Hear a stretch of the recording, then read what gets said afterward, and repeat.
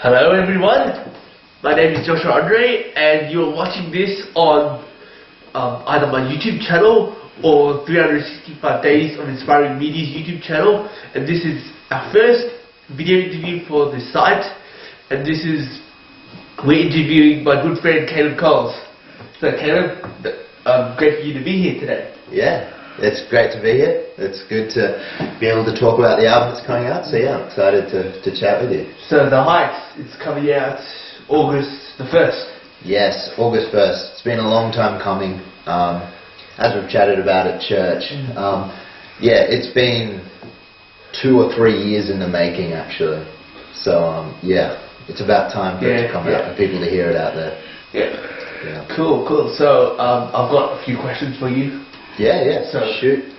So can you, first of all, for those who maybe are not familiar with your music or your story, your testimony, can you just tell everyone just quickly about a few sentences or a paragraph or so about yourself and how you came to Christ, how you became a Christian? Yeah, for sure. So I've kind of always played music, so even before I became a Christian or started kind of following Christ properly, I played in bands or I played music. I probably started playing guitar when I was, I don't know, maybe like 11 or something. So music's always been a big part of my life. But I suppose Jesus wasn't always a central part of my life. My family was Christian, but that didn't mean that I personally was following Jesus. Particularly had a rough kind of teenagehood with a bunch of stuff going on in my family and all that type of stuff. So I probably made a proper commitment in my later teen years, kind of 17, 18. And at that point I'd already played lots of music. I'd played lots of gigs at a whole bunch of places with different acts and whatever. So I was kind of already musically experienced, but then when Jesus came into it, it kind of changed everything. So I suppose since then I've been on a journey of following Him and seeing where music and that kind of come together. Yeah. Alright, cool. Yeah. Sounds good. You seem to be doing a lot at the moment. You are leading church, leading worship on Sundays, and you're also the youth leader as well, and one of the pastors at our church, and you also recently studied at Morley College. Yeah. So, and then and you're also a recording artist. So, how do you balance all of those facets, those parts of your life? Yeah, together. I suppose there is a lot going on. I suppose just, it sounds really cliche, but I'll say it anyway. Jesus leads you into stuff you probably wouldn't have picked, but is the best for you. So, ideally I'd like to just be doing one thing and, like, for instance, just be doing music and all that, but at the end of the day, God's been really good in showing me a whole bunch of different stuff. As you said, I'm working at the church. I'm also a manager at a dessert place at the same time, and was finishing my degree and married and recording and releasing albums. So must be very busy. It is, but the good thing about it is that God is stretching me, is developing me.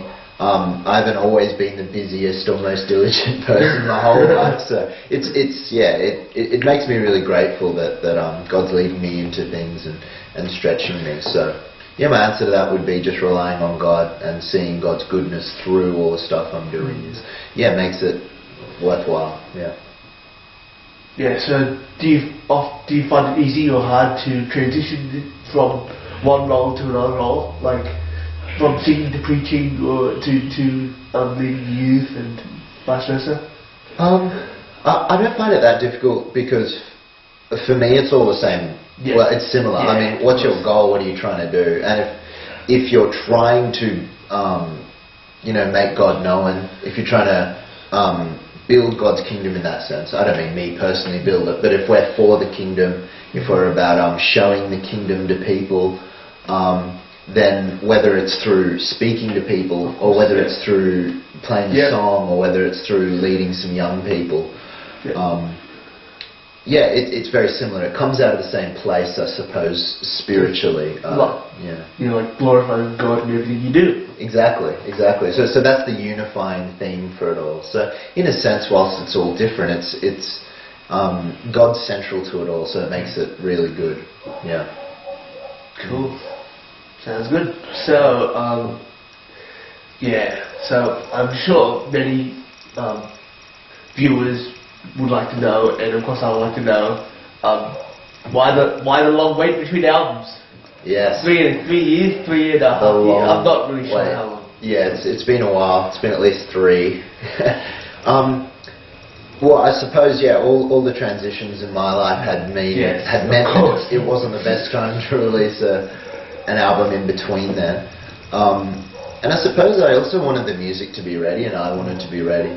I wanted to be in a position where not only could I put songs out in terms of having finished a recording, but I'd also be able to connect with people through the music. I'd be in a position to have enough kind of space to really make sure that the music is going to be benefiting people, it's going to be reaching people. If I'd released it any earlier, I might have had some songs ready, but I would have been too kind of in between. Yeah, of course. You know what I mean? Yeah. So yeah, that's part of the reason, and also a little bit of the perfectionist comes out of me. I want it to sound like perfect. And this is mastered song number version 1, version 2, version 3. Yeah, I have 30 versions of all the songs that are called finished version before I'd listen to it and go, no, it's not finished. So, okay. Yes, that probably delayed it a little bit as well. And I cut songs out of the album and chuck some in. No judgment here. Yeah, no, thank you, I appreciate that. So, can you describe a bit of the recording process of how you record the songs? Yeah, so the recording process was, it's interesting. I mean, for the last CD, it was a little bit more like, let's go into the studio, let's have a day where from, I think we started at 10 till, 4 or 5 or whenever we finished, we would record. Where this time it was more, I kind of set up my recording setup, I suppose, at my house. I bought some equipment, running Pro Tools, and so high quality stuff, but doing it in my own time. Oh, okay.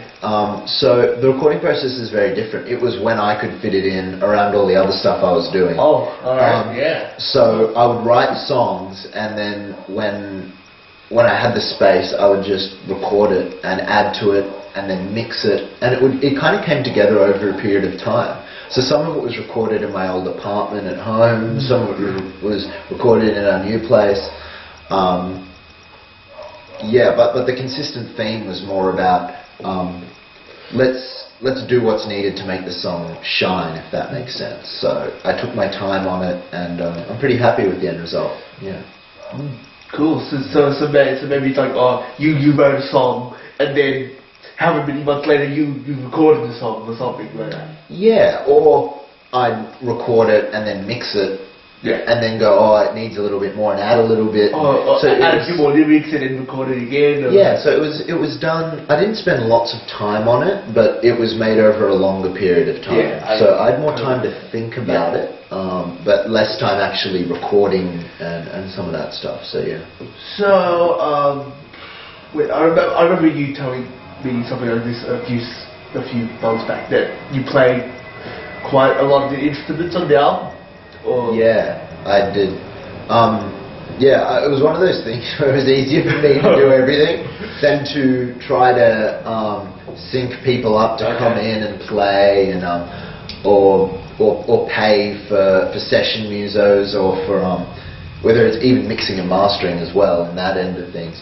It just became easier if I could do it. Okay, so it's self-produced or for somebody else, or? I pretty well just did everything. Alright. It kind of became easier for me to learn how to do things. I learned a lot after recording my last one with Jordan. So that was awesome. I learned a lot then, and I've learned a lot in between. I've done some work experience in a studio before, and I've had some a decent amount of studio experience. So I've picked up things along the way, and I play all the instruments, so the drums and the bass and the vocals and the guitars and stuff, and the piano. So okay. Yeah, well, it becomes easier if you're writing songs. Yeah. If you have ideas and you want to get it on the CD, then it's easiest if you learn how to do it, if that makes sense. Yeah, of course. Just over the years, piece together that kind of stuff. So yeah, I'm really happy with the way the album sounds, the way it's mastered, and even the way it's played. Yeah, I'm pretty happy with it. Yeah. Okay, cool. So now let's go deep into the songs. So which song or songs on the album mean the most to you? Yeah, that's a good question.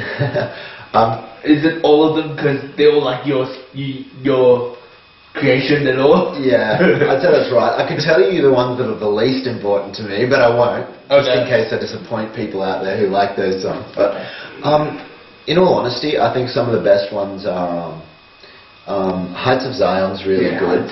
That's the single, isn't it? Well, there's two. There's Heights of Zion and The Heights. Now they're both different tracks with similar names. The Heights of Zion is part 1 and The Heights is part 2. Is it? Exactly. So they're part 1 and part 2. And they're at different places. They're the same place on the album or different places? No, they're separated on the album. Okay. Yeah. Just so you didn't hear like so much all in one. It's like you listen to part 1 and then you got to wait till you get to part 2. It's to keep you. And they're both the singles together. Yeah, I suppose so. They're both very different songs, but Heights of Zion is really good if you're in a place where you need to hear, and we all need to hear this at some stage, but it's really good for when you're in that place of, I suppose, needing to hear about God's deliverance, and that someone's looking out for you, and that it's not about what we do to fight for God, it's about that God actually fights for us. And that's the story we see in the Bible. It's what Jesus did. It's what we see in the Old Testament even. So that's the start of Christianity. It's, hey, God's been searching and fighting for us since the beginning, and He still is.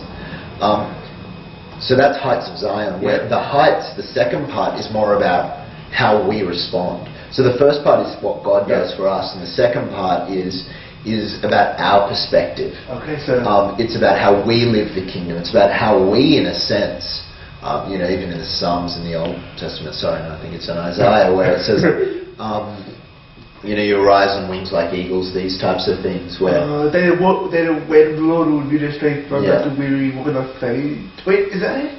No, that's something. That's another verse. I'm not sure. Yeah, they will rise on wings like eagles. Okay. Anyway, that whole bit, all the Christians out there know what we're talking about. Yeah. I'm a Bible college graduate. I should know that verse instantly. Anyway, the point is, it's about us being lifted up because of God to places where we can soar and where we can, particularly understanding what Jesus said about the kingdom, that we can live the life of the kingdom, that we can have God's perspective and look down at our situations. So. And I suppose the heaven being released kind of idea is about us partnering with God. So the first part is God comes in and saves us. Yep. But then He lifts us up so that we can look down and I suppose help others and release the kingdom. So that's why they're two parts. They're very different, but they complement each other. And there's a similar theme about the Heights. Yeah. So those two obviously mean the most to you. Are there any others? Yeah, I really like Tapestry. Tapestry works really well live as well, I feel. I've done it in different ways before.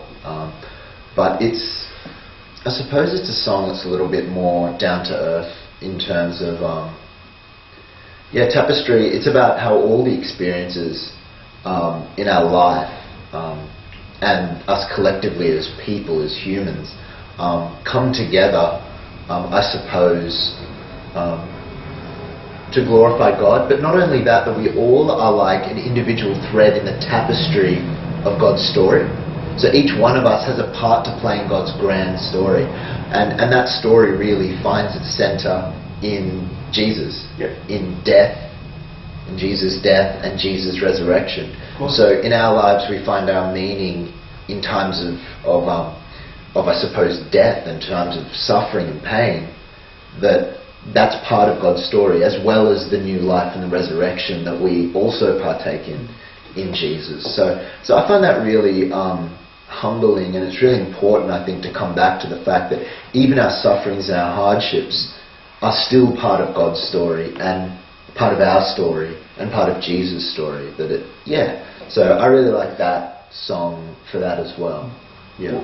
Was there any song that was difficult to record or write or perform?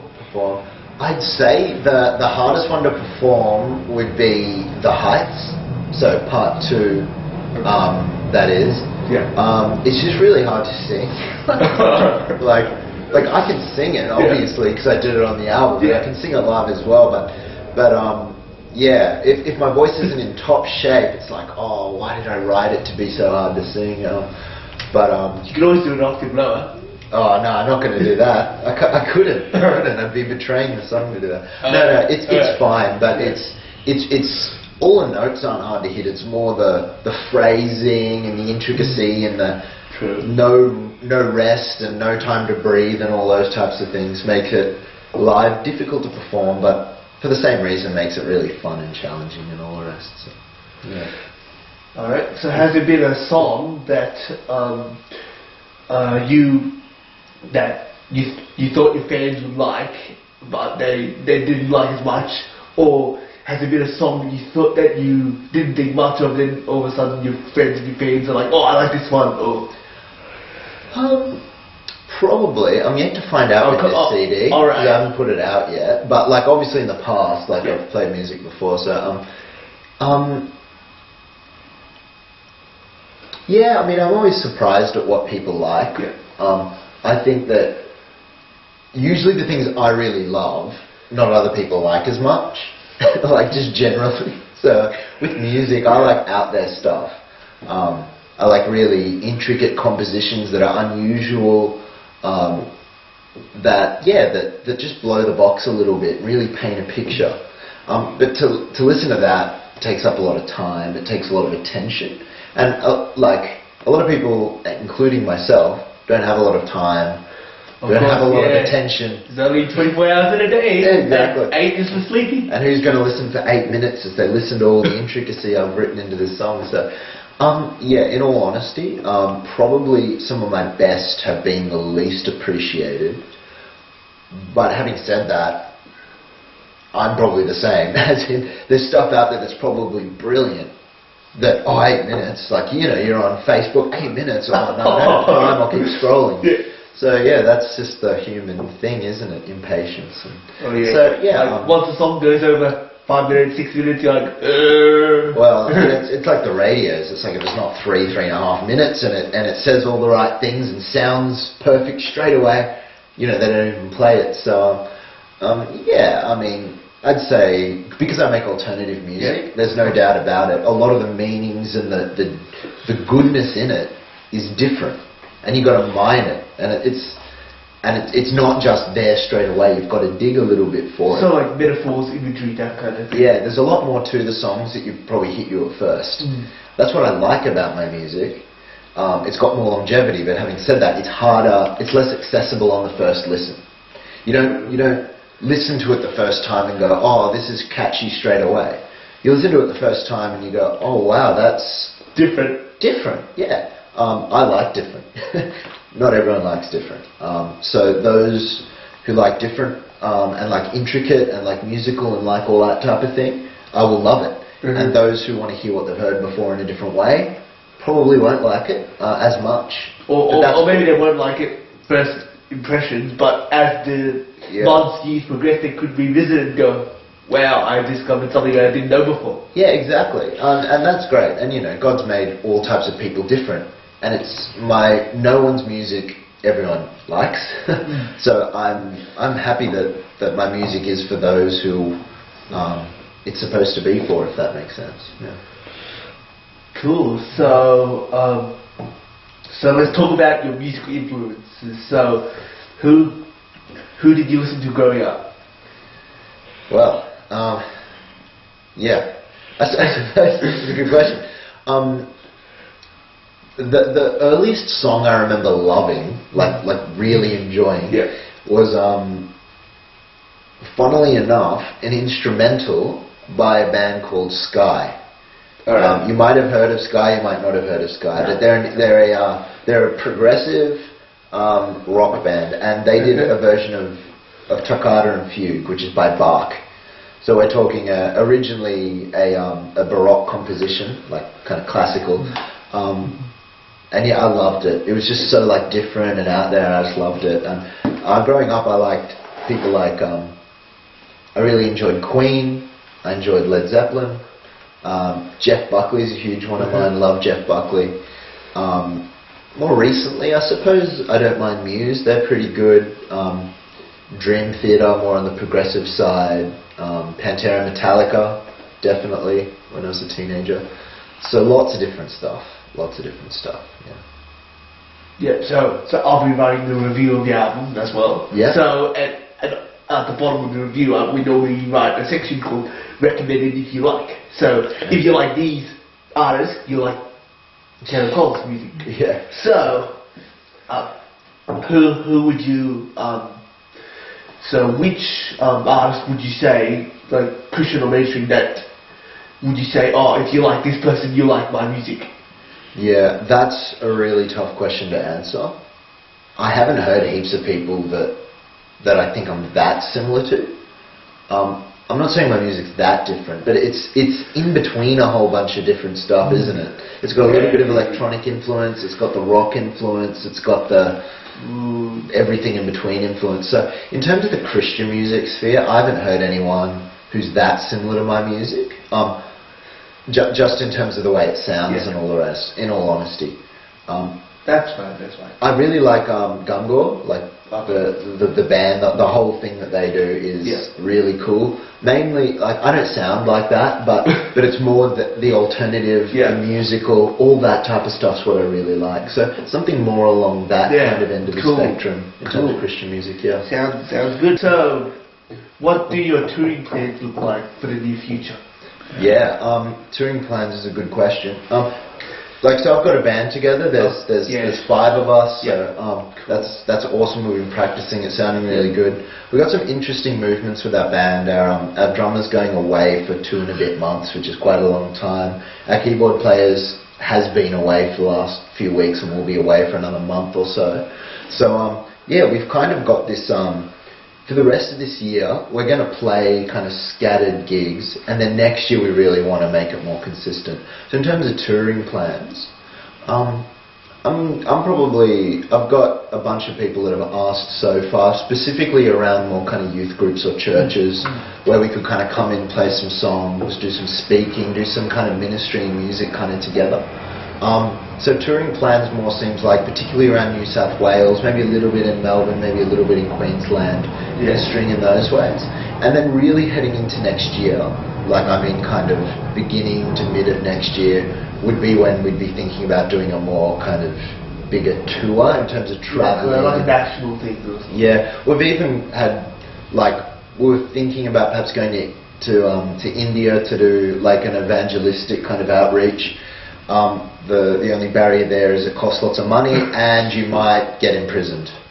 Like if you talk about Jesus, it's in the north of India and we could get in a lot of trouble for that. So won't say where it is just to keep us safe. But so there's a lot of things kind of on the map. But in all honesty, it's kind of like at the moment put out the album. We're playing at Revive, which is the youth launch, which is great. We've got a few other things. A week and a bit, if I'm not mistaken. Perfect. August 1st. A week and a bit, a week and a day, isn't it? Friday night, that's going to be great to kick it off. And then from there we'll be playing kind of scattered throughout the rest of the year. So all the dates on your website? Yes, will be on your website? They will be. There's a bunch of stuff that's been organised, but the final date hasn't been locked in. So at the moment I don't think there's a whole bunch up there, but just keep updating it, like refreshing, stopping in there and you'll see all the dates kind of pop up. Yeah. Yeah, so the dates are up there now, they'll be in the near future? Yes, some are up there now, but a lot will be in the near future, yeah. Cool, so as for the near future, what else would you like to accomplish professionally and personally? What would I like to accomplish? For me, there's a lot I'd like to accomplish. I suppose my goals are really about the kingdom. Yeah. So for me, music or preaching or teaching or all these things, these activities, I suppose you could call them, are different ways that we can minister or build up people or let them know about God and the kingdom and connect them with God. So my wider thing is the question of what can I do to build other people up for the kingdom. So, I mean, that's my first goal. But what does that look like? I suppose with music, I'd really like to be able to, wherever I go, like wherever I play, to not only be playing music, but also to be able to speak and to encourage and to direct people to God. And I'd love for people to be delivered, to be set free, to be encouraged. So I suppose that's my vision for what I like to see happen. I'd like that to be a big platform, in all honesty, mainly so more people can be touched by God. So that's my mission in a sense, is to see people know Christ, and the more the better. It's kind of just like Paul. It's kind of like he's a fool for anything but Christ being preached, and I suppose I put myself in that boat. Yeah. Cool. That sounds pretty exciting. Yeah, definitely. Yeah, it is exciting. Cool. So, so you got married a couple of years ago? Or yes, not too far away from being 2 years now. All right. So coming up to 2 years. Yeah. So, how is that? How is balancing spending time with your wife and extended family with all the recording and everything else? Yeah, it's always a balance.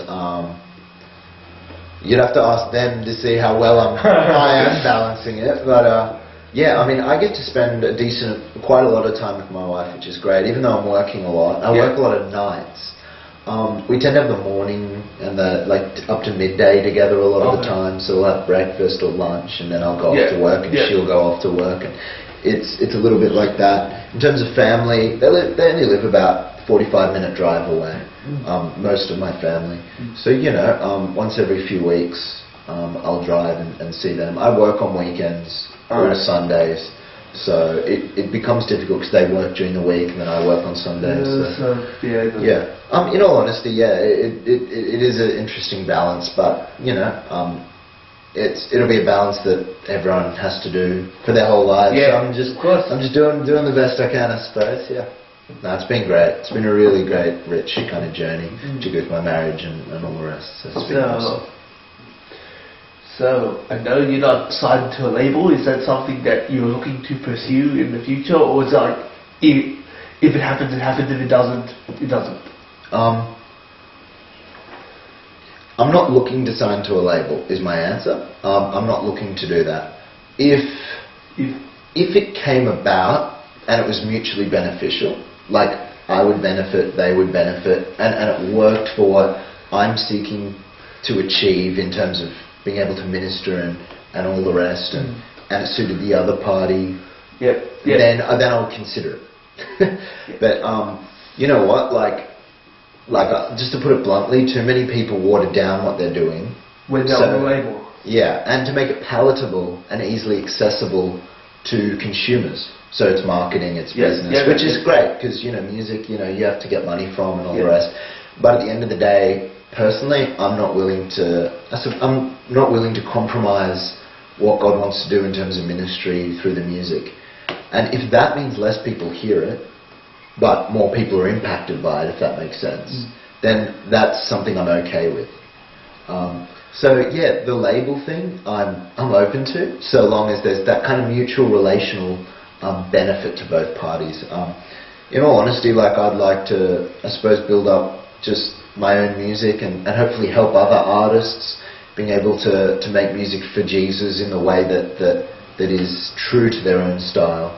I'd love to see that. I'd love to help other people long term as well with that. So I'm hoping I succeed in some of my stuff in terms of the financial side, so I can bless others. But even if I don't, and it just looks like me having fun, making music and blessing other people where I play, I'm also happy with that. So The answer's no, Yeah. I suppose. Yeah. But you know, if anyone's listening out there and what I'm saying syncs with what they are and they're on a label, I'm happy to talk about it. Yeah. You know, I'm always happy for a chat. You know. Cool. So, and I know your album is just releasing soon. Yeah.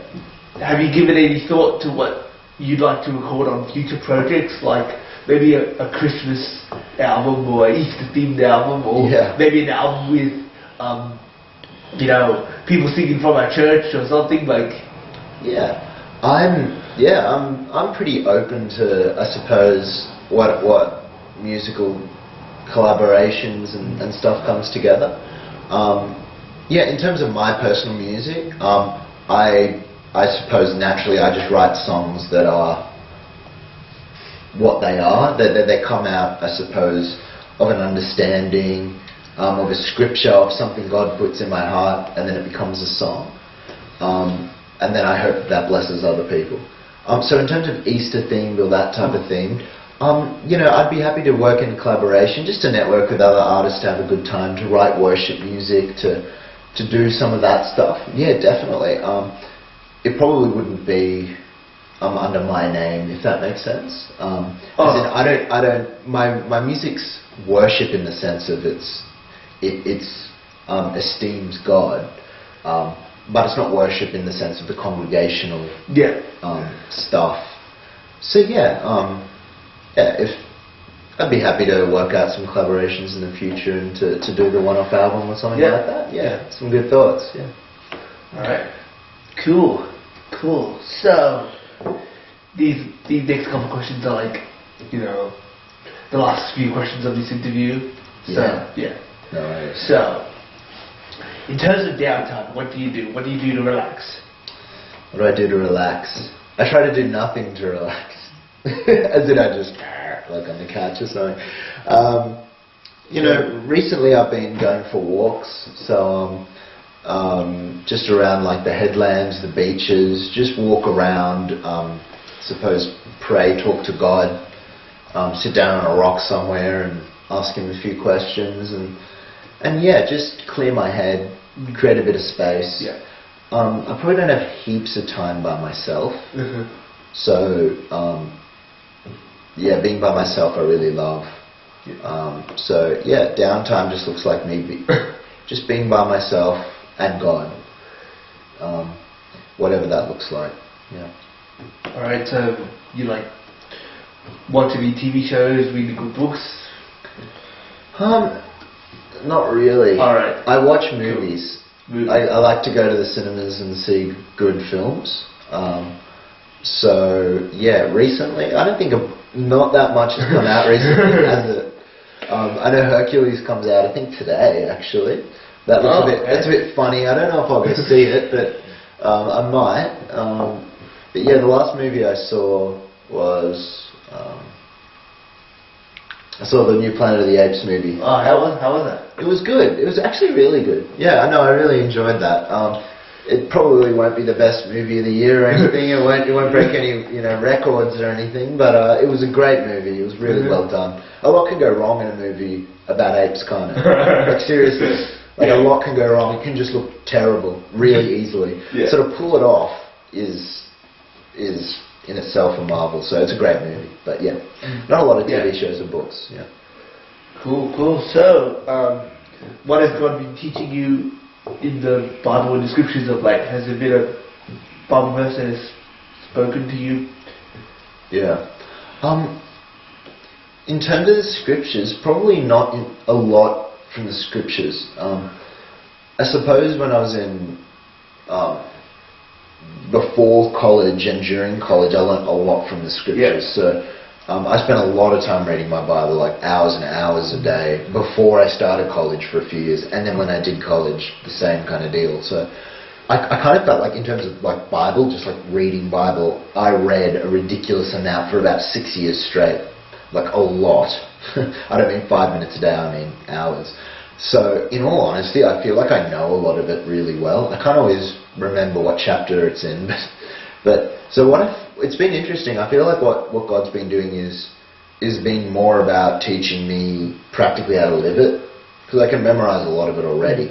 So what does it look like to live that verse? What does it look like when it speaks about, let's just say the John 3 thing about, the Spirit, and the wind blows where it pleases, and so it is with those born of the Spirit. What does that look like today? I don't need to open my Bible and read it because I've already read it. What does it look like for me today to be led by the Spirit of God, to be blown about where He pleases, not where I please? So that would be an example. So I've been learning, how to live in God's presence, how to live His Word, because Jesus is the Word of God.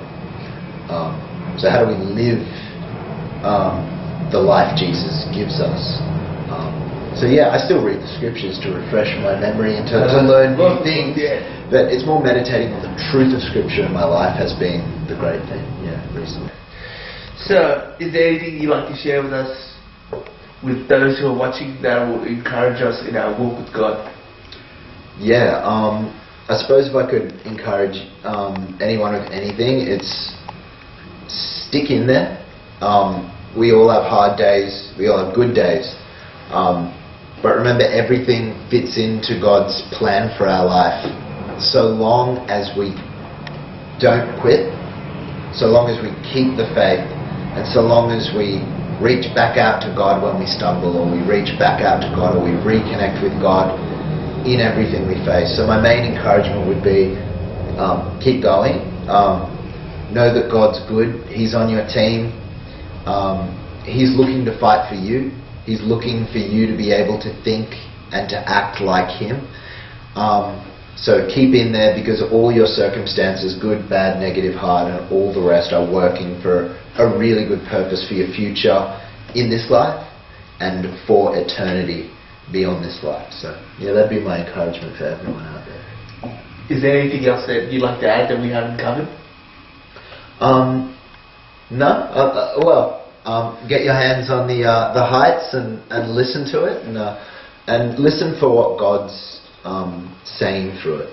That would be my main thing, because it's fantastic if you like the music and whatever else. That's good, but it's far better if you're encouraged and God speaks to you through the music. And a lot of the music's based on Scripture and all the rest. So get it into you. Let the Word of God go into your hearts. That's my main thing. So where can fans connect with you? They can connect with me on my website, which is www.calebcoles.com. So you spell my name C-A-L-E-B, like the Bible, and then C-O-L-E-S, calebcoles.com. And that's got all the stuff like Facebook, YouTube. You can get my album on iTunes and Bandcamp and all of that. SoundCloud, huh? It's all on there. Twitter. I'm on Twitter. I don't. You know what? Add me on Twitter, because I don't post that much because I haven't invested much time into getting followers. So if you guys follow me, I'll be encouraged to start, tweeting a bit more. So I'm on Twitter as well. I'm on all the main things. Yeah. All right. Yeah. Cool. Awesome. So thanks for talking. Yeah, no worries at all. Thanks for having me and for having a chat about the album, and